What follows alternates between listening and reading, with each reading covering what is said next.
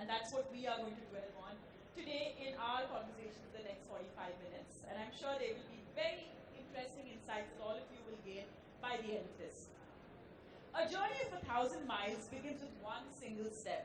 And today, I think all of us can say that we're so glad that women are at the forefront of this and are taking these steps to explore the world by themselves. The female travel market has gained incessantly over the past couple of years, where a growing number of demand is there for women to take part in individual tours, and they are pushing their boundaries and exploring what lay in the world ahead of them. On the supply side of things also, we notice that women are heavily engaged and employed in the travel industry. If you look at it, 54% of women are employed in the travel industry, which is much higher than any other industry. The gender wage gap also is the least in this sector. Tourism offers a great chance for leadership in women. 23% of women are tourism ministers, which is much higher than any other domain. However, there is something which is a little on the downside also. Women also constitute the most lower bottom rung of people working in this industry. A lot of small home family-run businesses have women contributing but are not paid wages. Now, something which all of us can never avoid, but is something is the pandemic. What we say is a trip is what you take when you can't take any more of what you've been taking. I think that's what the pandemic has done to all of us, and women have probably been the most impacted out of this psychologically, and we can talk about that in our course of conversation. So, to begin with, I am going to throw the floor open, and let's do a quick round of introductions, and then I can start with your first question, Zina.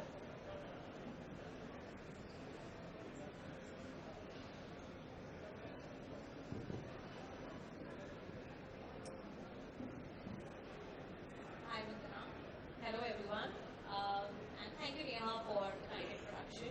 So yes, Travel Life has been into business for the last 6 years, Vandana, and we have been having women across India who has been traveling. We have some amazing curation in terms of experiential travel and local travel also. So yeah, it's been so good to be here after 2 years. I think it's more like an emotional moment for all the travel industry people coming together. So yeah, here's to more women power in OTM today.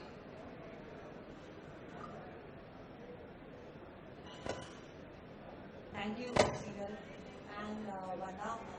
Thank you guys for joining in today. And I'm really glad and happy after pandemic, at least we are not on Zoom. We can see each other and maybe, meet each other. So hi, I'm Rashmi Chadda, founder of Voyage. And it's a women travel aggregator platform.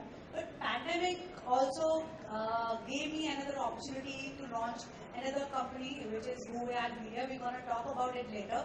So कहते हैं ना difficult time आता है तो कई लोग हार मान जाते हैं और कई transform करते हैं.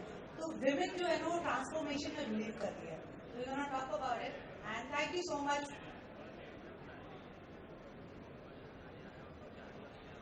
So the first question is for you, Zina. There's a high demand for female itineraries and tours, as all of us know. Could you throw some light on the rise in female-focused tours and how they're different from the rest? Sure. This question is very, very special because, it's so empowering to see women taking their own independent travel decisions, right? So today, in pre-pandemic times, we saw a lot of working women taking solo trips, going out because they want to have their own me time. But I think in pandemic, one of the biggest change that happens that even housewives, even students, all kind of women are wanting to take a solo journey to be their own self. I mean, I think that is the major reason, and I think one of the major reasons for women to take a solo trip is self-care, which I think is one of the most empowering things, because when you're taking care of yourself, you are definitely taking care of much larger life in terms of your personal life, professional life, and you're most happiest at yourself. So of course there has been a huge jump in women-focused tours. We get all kinds of travelers, and I think the best part is that 90% of the travelers travelers that we get are the first-time travelers. So you can see how much empowerment they feel when they see these women-focused stores because they feel more independent and they feel more safe and protected. So, like 80% of the travel decisions in travel is made by women. So there is a more influence when it comes to women-focused stores, and that means women have more influence in travel industry in terms of work opportunities as well. So yeah, that's what it is. Would you like to add something to that, Rashmi? Yeah, I think Zina have completed it and we can just, yeah. Just to add a little bit to what you were saying, and what we also noticed during the pandemic is workations was something that we launched where people could mix work with some kind of leisure. And women are early adopters. As you said, when women are very good to meander, very good to pivot, and every time it's a new idea or exploring something new, women are always early adopters and the first to take on to that. I think women are first ones to take the change very happily and positively. Absolutely. I think that's what we've seen it whenever it comes to crisis time. Women are the first ones who are very happily accepting change. My next question to you is, Rashmi, is what are the special needs that can be done at a destination to equip and make the destination ready for female-focused travel?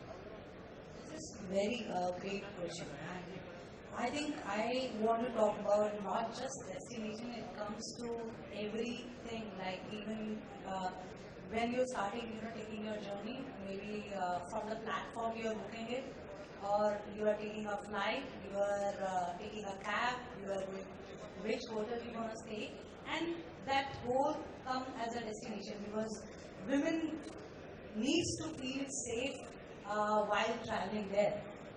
For example, I'll talk about like in India right now, like all the tourism boards are quite promoting it. So, for example, if you see Uttar Pradesh, so Varanasi recently promoted a lot of tours, and before pandemic, that still, that women who have traveled to so many states, for example, Puri, Ladakh, and Himachal, and they're regular travelers, they can go to Varanasi. Otherwise, like a woman who is thinking to take a first trip, she won't go to Varanasi as a first destination. But they, try to create impact through using, of course, a lot of influencers, content, and showing places where women can choose, like where they can stay. So there are some amazing properties. Like for example, even hostels. If you want to travel take a budget tour, in hostels they have female domes. You can book a cab, like a women-driven cabs. In some of the states that is there, but like a safe travel company and a lot of organizations, hotels, chains, they are working on these kind of categories. So I believe in and I've seen, that particular destination they have to work and focus on women because they, like as Zina mentioned, 80% of travel decisions is done by women. तो अगर क्या है कि कोई like if you want to take a family trip तो क्या होगा husband होगा या like son होगा वो क्या करेगा सोचेगा कि मेरी sister safe है या mother safe है even if they want to travel alone then they want to have these kind of criteria. So I think in all together our destination needs to work with all these segments to make these things interesting and safer for women travelers. To your example, Hyderabad has these she teams, which have been very proactive. They've been for about 5 to 7 years now. You've got women-driven cabs. You've got women on call for police assistance and service, women-driven bus services, and it has made such a paramount change in the level of safety which women feel. Data has shown that women are stepping out more in the night because you've got the reassurance that you've got women running. Also to add, I think most of the destinations what I have seen in the last 2 years, there is a lot of acceptance for women travel, right? Like they know that we are going to get a lot of women tours and the safety, especially from, like if you say Google Maps, right? I think it shows you the most remote locations also.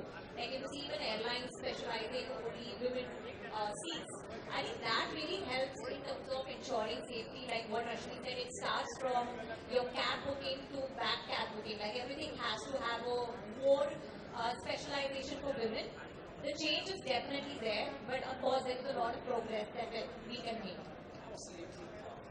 In this, like I just want to add on, I've seen on some of the platforms that they start mentioning women friendly stays. Like earlier it was like a couple friendly, now it's like a women friendly. So that's the good part of it, and and more women should go out and explore the world. They don't restrict themselves because of these kind of things. That they are not feeling safe. I think we all can, as a in the industry, we all can work together to make them feel safer and better, and then they can explore the world. And I think all of you would resonate with this. Is all women clients who travel doing a solo trip or a cruise for the first time will always come back a lot more confident, a lot richer with many more experiences. And I have probably not seen a single case where they say they don't want to do this again. They all want to do this again. I think I must definitely share some experiences here of the clients that come in at Travel Life. We have women coming for mental health, like somebody who's lost somebody, family, they come only to kind of be stronger, be more confident, and in terms of to accept that what has happened. We've got somebody who's come out of depression only after taking a Ladakh tour. So definitely travel brings a lot of power back in your life, and I think it brings a lot of power in tourism industry as well. Power, and to your point, which is my following question, Zina, to you is how big is this market and what are the trends been like over the past couple of years? I mean,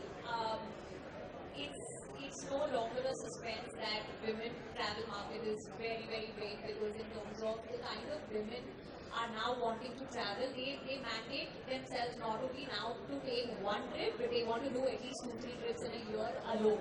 They don't want to do family trips. Of course, family is one time they want, but now I think more when it comes to mental health and self-care, they want to have their own time.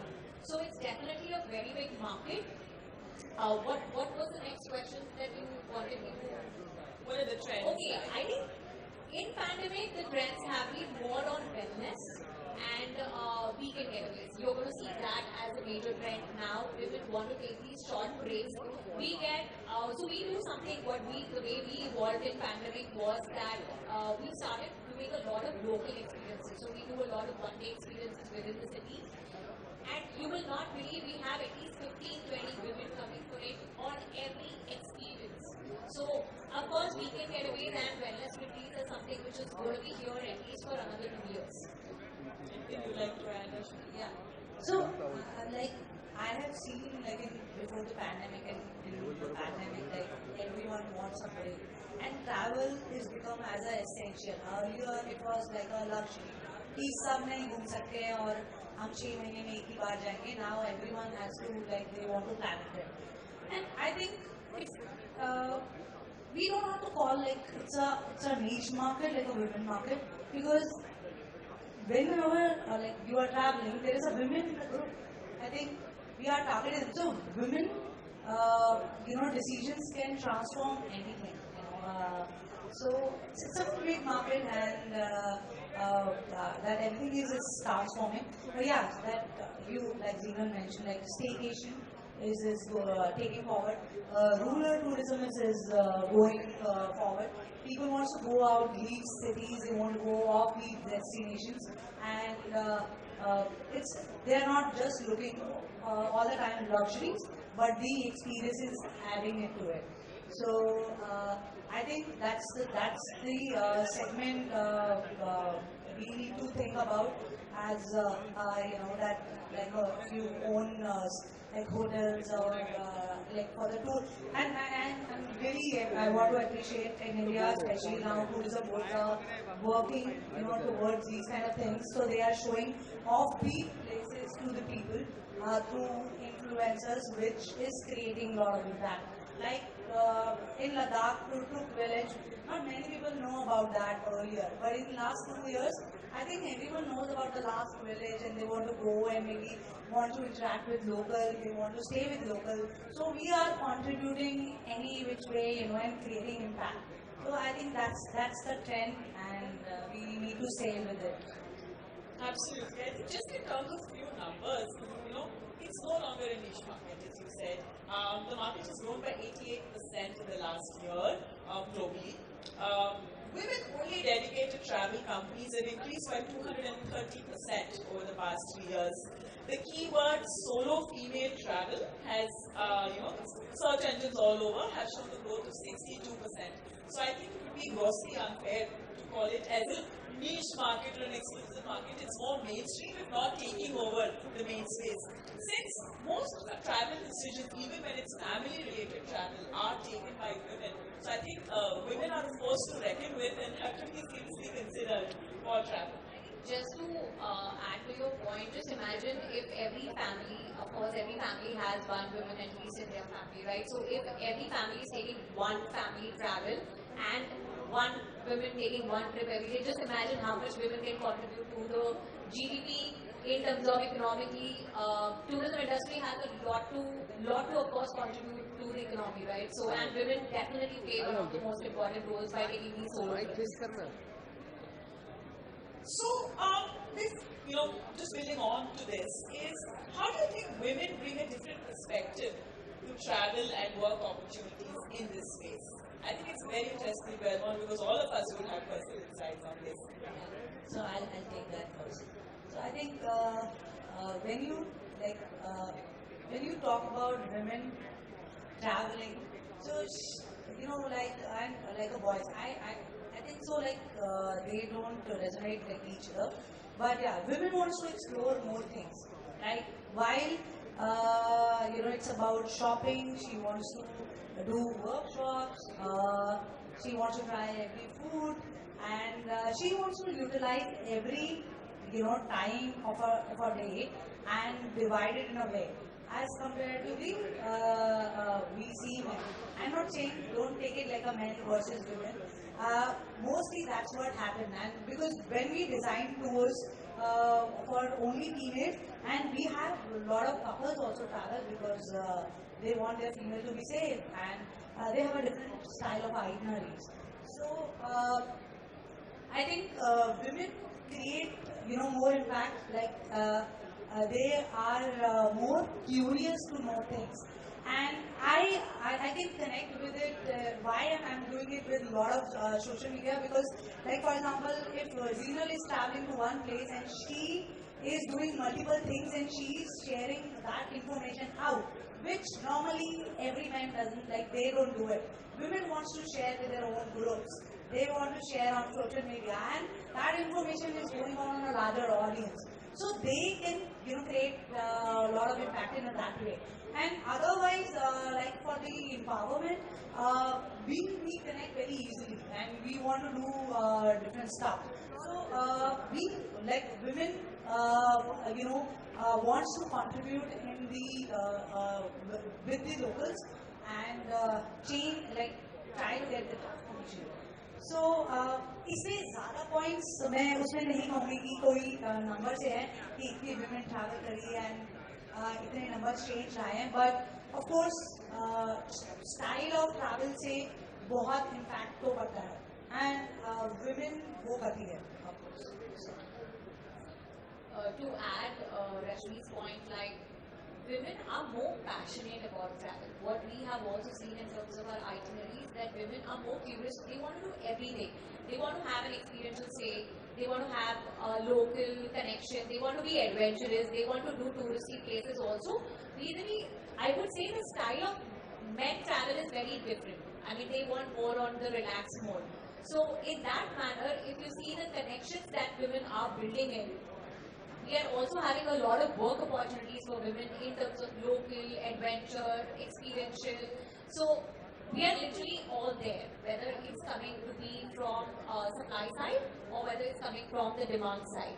So I think the work opportunities are also immense. It's just that there has to be a balance now in terms of the gender diversity when we look at. So it has to be from all positions, right? From the wage one till the leadership roles. So yeah, that's what it is. Absolutely right. Just building up on what both of you said, there is a definite trend in the world moving towards experiential travel, and that's something which is here to stay. 75% of experiential travel, the contributors, the people booking this are women. Towards Ina was saying in terms of supply also, we have a lot more women curated experiences, specifically curated for women by women, and this could be in the rural setting or urban settings. Women have a wide variety of interests. It could range from gastronomy tours where you understand food and cuisine of the region, art, handicraft, history, heritage, culture, the list goes on. And what we at Offbeat Tracks have been very proud to do is we've been working with micro women entrepreneurs at the rural and urban level. Food is a very important component of the region's culture. And what we've done is we've tied up with home chefs in different cities, where if you go to their homes and have a sit-down meal with them, understanding their local culture. So say for instance, in the heart of Hyderabad, you can go to a Kashmiri Pandit's family and have a sit-down Kashmiri meal. You can meet a Burmese family and have a Burmese meal or a Gori thal. These are all experiences which are being curated by women. I mean, let us all of us face that when you go to a home, it's the woman who welcomes you. The woman is the host. And what we met at all these women is what you're doing is so beautiful. Why don't you just showcase this to everybody and make some money out of it? And you've just been so good at taking this all up. Women are the ones who always want to also share more, right? They love to share their experiences and they want to be the reference points, right? So I think that's where women always are up for the challenges. And of course, that's their superpower, is what I would say. They have the superpower of nurturer, right? So they love doing that and they passionately do it and it comes naturally to them. So yeah, that's where the overall growth comes in. Building on challenges now. What are the challenges in this segment that you all have seen in your experience? Like for me, major is technology. So as Bhuya is a travel aggregator platform and we have women vendors. So giving them those technologies is a little difficult and of course expensive. So and teaching them from initial level why you should use this technology, because some they want to go that old style, कि booking आ रहा है आप directly mail कर रहे हो, and that's how. But then with the time that going forward and that your customers they require like a painless journey while booking your trip and while taking your trip and after the trip. So for us, tech and giving them a technology and knowledge about it is playing a little difficult role, and it's a challenge. But then we are working on it to solve that, because challenges are there for solving it. So yeah. So, of course, I think Rashmi has covered the technology part. I want to highlight the infrastructure part. While women travel has definitely progressed in last couple of years, and we see a lot of acceptance from the destination. But I feel that the acceptance and the awareness can be a bit more, especially when it comes to women hygiene and sanitation, across. I think a lot of destinations are not ready for it. So we definitely have a lots of work that can be done, because whenever women is traveling, the first question in her mind would be the hygiene piece, right? And if that is kind of taken care, you will see more and more women traveling. So that is the current challenge, but I see a lot of work happening already there. And I guess majorly from the infrastructure point of view, I see there is a big challenge, especially in India, right? So safety is still taken care of, but hygiene and sanitation is definitely something that must. Absolutely right. I think safety in a lot of times is not a mental block, and if there's education which happens in that space in terms of what precautions need to take place, or busting misnomers and myths, safety is usually addressed. But I think hygiene, infrastructure, toilets, such a huge thing to look at. I think so many places, and I think that's a great investment space which needs some innovation in terms of bio toilets and so on. Also, we don't need to learn it from other countries, because obviously international countries, when we see women are like, okay, I can do an international travel because hygiene is kind of maintained, but we can see it from within our country only. There are so many beautiful destinations like Sikkim and Meghalaya doing a wonderful job when it comes to hygiene and sanitation, right? We can just learn and invite some learning across all destinations. I want to add on this. I remember one other trip I was in Ladakh. It was a off off, we going like a non-stop for 15 days. And then in like one point we were stuck in the traffic. And then for 2 hours, like I wanted to be like how we can go. And there's no WhatsApp, right? And then of course there's an army area and those like army people help us and we want to go. But then I think we as the destinations also they need to work on these kind of things, right? People are taking, especially women. And there is a women, in every group. So they should install these toilets. And I think it's for men also. Because they can, go somewhere and making things dirty, I think. So this is also very important to check. My next question is, and I'm moving to our last segment here, is on rural tourism. And I'll start with you, Rashmi. You've been working with tourism boards of different states and all of that. What do you feel are the challenges you face when it comes to promoting a rural destination for tourism? I think I want to share before the pandemic, when we started in 2016, and actually our first tour was photography tour in Rajasthan, and then block printing tour, and again I covered more of Rajasthan to understand. And I think that time, that there was not, we were not very sold out. But then everything is changed again, I think it's become better, and pandemic given us an opportunity. So that still we are facing some of the challenges because again that infrastructure take part, because some people want to go and stay at a place like for example they want to stay in one of the 5-star hotels, not a homestay, because they are looking at other things, and we have to convince them and make them understand that you will be living with a local. You have developed this house, it's an innovation house done from a cow dung, मतलब गाय के गोबर से बना है और इसमें एक नई ओल्ड तरह की टेक्नोलॉजी यूज करी है. आप वो समझिए, and that किसान is not educated and he did it, and then you're going to live, and आप ऑर्गेनिक खाना खाएंगे जो आप शहर में महंगा लेंगे. So make them understand. But what happened now again, that challenge also help us become an opportunity. We start making content out of that. There are videos like explaining those things. So we don't have to go and tell ki Zinal ye hoga, you should take a tour. That human interaction. I know it's bad also, but it's going off. And then that video will explain everything, and people can book it. And a single video can reach out to lakhs of millions of people. And it's making things easier. And we would love to, because it's different, like a normal tour. People are missing, and they want to make their kids also experience this kind of things. Like कोई bamboo workshop करना चाहता है, they want to do horse riding. In cities you don't get like I am from Delhi, we don't get it. So I think the challenges also we are taking as an opportunity, but still there's a lot of things still we need to work on, and I hope so in next like 3-4 years we will transform that. So I feel that every person sitting here, what is the best travel memory you would have is a rural interaction.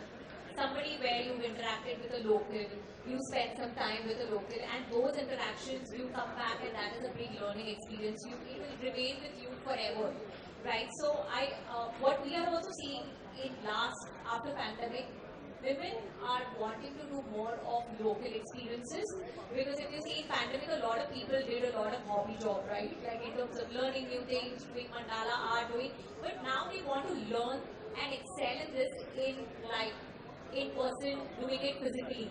So, and obviously those experiences come only from rural tourism. So definitely there is a huge opportunity in rural tourism right now, and it's definitely growing. Yeah, I'd like to build on this, because with off-beat tracks we've been working with a few villages, and our focus being Himalayas. We work with villages in remote Ladakh, we do villages which are close to Manali, little off Manali. We're also working with a village in Nagaland right now, which is in the easternmost, it's bordering Myanmar and India. I think if you look at travel trends, I'm looking at this purely from the demand side of things. Travel behavior in India is very influencer driven, so to speak. So if you see 10 influencers going to a particular destination and tagging and saying we've done this unique experience there, people would want to go and experience that. So I think influencer marketing is a great opportunity right now to promote these. And as you said, looking at indigenous ways of technology, because sustainability is a keyword which everyone's talking about. Everyone's talking about being eco-friendly, being conscious and mindful of the environment. If we can have people promote these as the core of visiting these destinations, saying you're living in a mud house, say somewhere in the mountains, or looking at dung as an indigenous method for cooling, organic farming and so on. I think just creating tours around those aspects when people are coming to villages. Also, and that's why I got into rural tourism, is the fact that I believe that India is probably one of the most culturally diverse nations of the world. And as Gandhi said, the true India is the India of the villages. Every village in India has something unique to offer, is a unique culture, unique cuisine, dialect, food. We did that trip to Nagaland, and how fascinating it was where you see just one state having over 20 different diverse tribes, and this diversity is right from the clothes they wear, the dialect they speak, the food they have. So I guess villages in India are poised to be at this place where if we just solve for infrastructures all of us talked about, they can be the next big destinations for experience-rich travel because they are a repository of experiences. And I think that's what, if we just look at solving for demand and pulling a bit of infrastructure, we have we're actually creating a new market space for people to come and experience from around the world. I think just adding one point here that village tourism is the one balance that can bring into sustainability in India. We want sustainability, we can learn sustainability from there because there are traditional techniques here, right? So if we promote that more, we are definitely going to get a lot of balance in the other part of tourism that we are already having. Rural tourism is taking over. I think in next 3-4 years, 5 years, people wants to go and explore and stay at those places. But I think as in the industry, entertainment industry, all of us can create infrastructure and grab that opportunity right now actually. And what you shared about influencer marketing, and so as personally I've been working with a lot of influencers for these kind of destinations, and you have seen things like places go viral. Even the property, like a single hotel property, that goes viral. Even Valley and Jubilee was not known maybe 2 years ago. Yeah. And Chakrata and these places, like many minimal people know about it, but it's going viral. So I think we need to grab that opportunity and build something better. And please do consider women because they will create better impact. So they will create stories which you don't even have to pay for it sometimes, Women want to travel and they want to create story and then they can influence one woman. I think one woman can influence at least 10 other women in the group. Because we have ज़्यादा वाले friends होते हैं. So we share with them कि यार I've been to this place, this is safe और ऐसे आप ऐसा tour ले सकते हो. So I think we need to work on this thing and yeah. So Indian villages as like heart of India, वो दिल के लिए काम तो करना पड़ेगा. Absolutely. I think just in terms of impact, we look at it. One is, as you said, one woman traveling will influence so many other women to come and take that experience. So just look at the economic impact that has. Even on the supply side, they say, you educate a man, you educate an individual, but if you empower a woman, you empower a whole family. So a lot of rural service providers are women. These would be simple things like going to their homes and having a meal with them. It could be a local artist, so you could spend time with a basket weaver or a shawl weaver. In a lot of cases, women are also taking up roles of tour guides, which were predominantly a male domain, at least in the Indian space. A lot of women are taking up roles to become tour guides. We're encouraging women to become trekking guides in the mountains. And just looking at the economic ramifications, because what's happening is that this money is being percolated to the grassroots level. I think that's a great thing. There is one opportunity here. I think what you mentioned is tour guides. There is an immense opportunity in India for women tour guides because, of course, right now it's male dominated, but this is going to be the next big change in India, especially when it comes to women tour guides, because I think there is a huge need, because of course we have a lot of women wanting to travel, but I also feel that because it naturally comes to them in terms of as a nurturer and to kind of share the information, it will definitely create a big impact, especially in Indian tourism. Because if you see most of the countries across, there are a lot of women tours. It's just that in India we don't have a lot of women guides. So I think we would want to influence more and more women to take up the tour guide as a role, and it definitely will create a rippling effect, I'm sure. I think our last question to both of you lovely ladies here would be, how do you see the road forward for women in travel, and how has the pandemic specifically impacted you? And we all said that women are great at pivoting, modifying. What has been your personal experience? So with pandemic, of course, it's not surprise that women were the ones who were really impacted because they had to take multiple roles. While women are really great at doing multitasking, but it was, I think, mentally a big impact for all of us.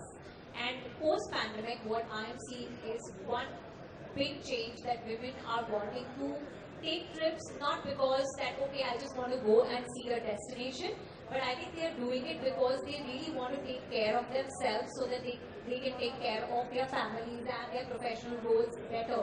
So mental health is definitely one of the biggest reason why women are traveling, and I think this is a happy reason, right? We all have a right, and we all must definitely take care of our mental health. So what I see forward now is that women are becoming more independent and are very confident about their own choices.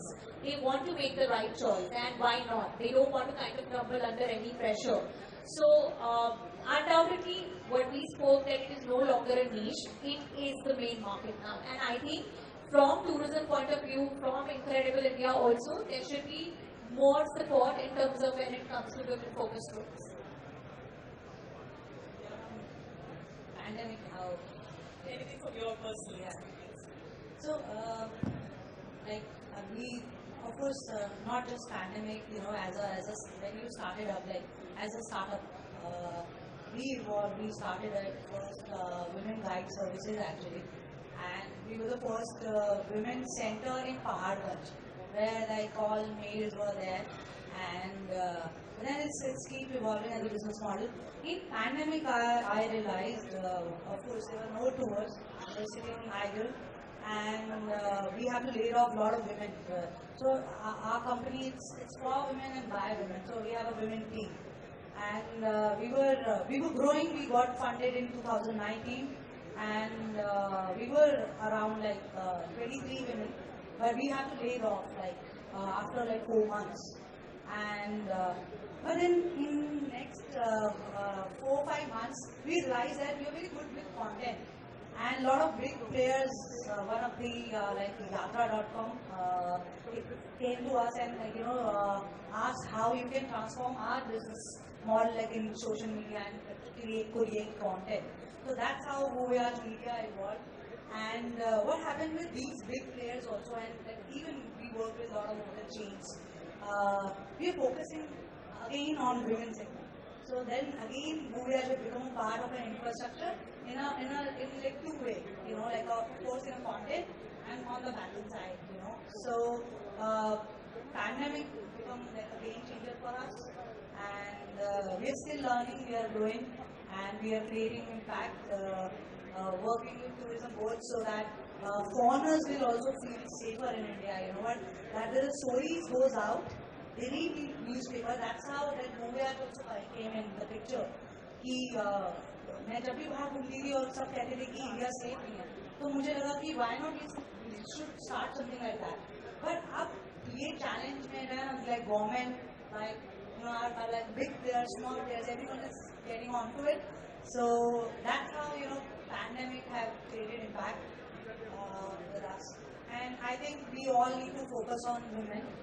And women को impress करो, कहते हैं ना women को impress करो, तो सब कुछ अच्छा होगा.